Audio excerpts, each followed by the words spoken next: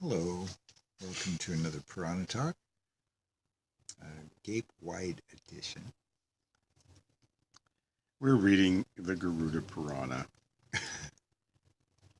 which also starts with GP.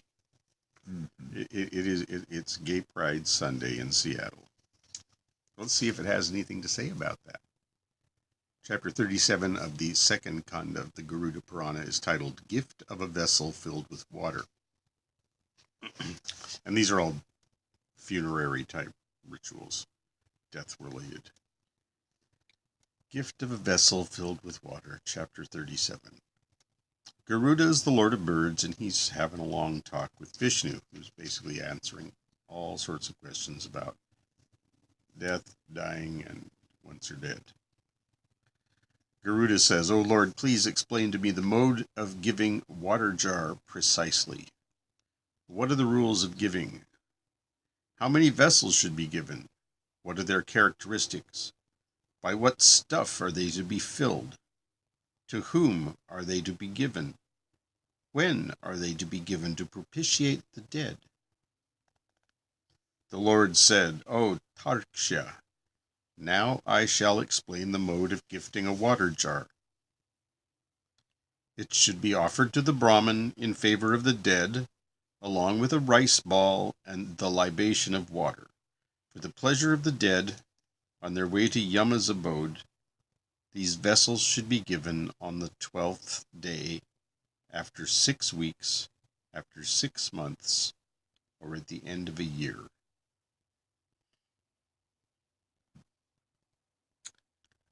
So you give a jar of water to whom? A Brahmin. A Brahmin. Any Brahmin. On behalf of the dead person, along with the rice ball offering.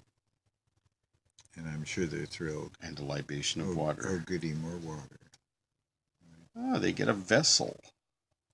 A vessel of water. Well, are you going to give them a plastic bottle? Or? So, I assume this means... probably a nice vessel, a brass lota vessel, or something with water in it.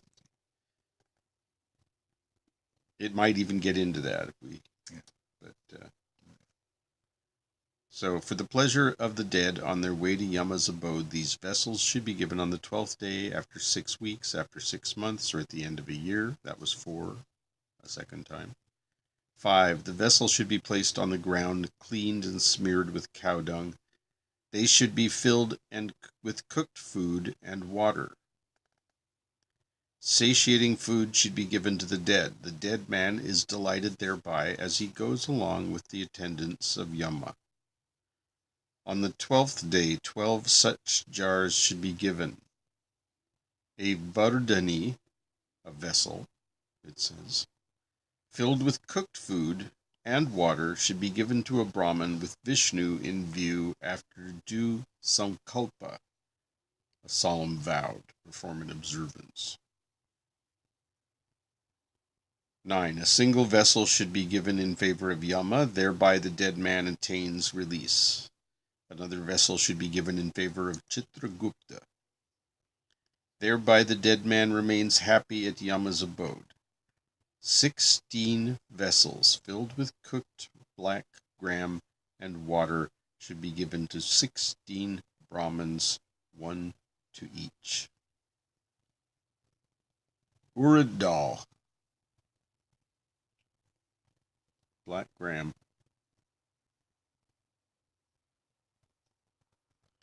The 16 Shraddhas are performed beginning with Utkranti Shraddha, the first of the series. From the 11th day, a vessel should be given every day for a year. A vardhani filled with cooked rice and water should be given every day for a year, along with a bamboo vessel. A bamboo vessel. A vessel full of water should be given to a Brahmin after covering it with a cloth and scenting it with fragrant stuffs. Every day, O bird, with due sankalpa, a vessel should be given to a Brahmin well versed in the Vedas and observing all rites. He must be a deserving person, not a fool. Only the man who is endowed with Vedic lore can cross and enable others to cross. the ocean of worldly existence. All right. What verse does Uradal show up? Uradal 10. Cooked black gram and water. Often when they say black gram, they mean the white, polished stuff, but when it's whole, it's black. When it's skinned, it's white.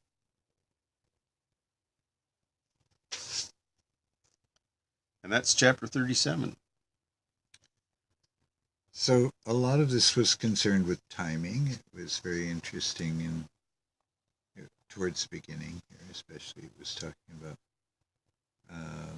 what day to offer the water or the rice bowl or rice ball, I mean. And then it was talking about all these different numbers of pots you wanted to give at once. Like you wanted to give 12 for this one occasion, 16 for another. Yeah, and it just seems you wouldn't be doing much else if you find, 12 finally says, from the 11th day, a vessel should be given every day for a year. Like, really? And how many people do that? Well, probably not very many. That's my guess. Because for there's so many ghosts wandering around. The Brahmins would get to where they had nothing but vessels around, right? If somebody's bringing a vessel every day with water in it, are you allowed to give it back to them? I mean, it's like... Maybe. It might be like offering cloths to Tibetan... Like if it's the water you're after, lamas. Then that's one thing, I suppose. Yeah. But pour it in the holding tank. Thank you. Exactly. You can keep the pot. Please, I've got so many.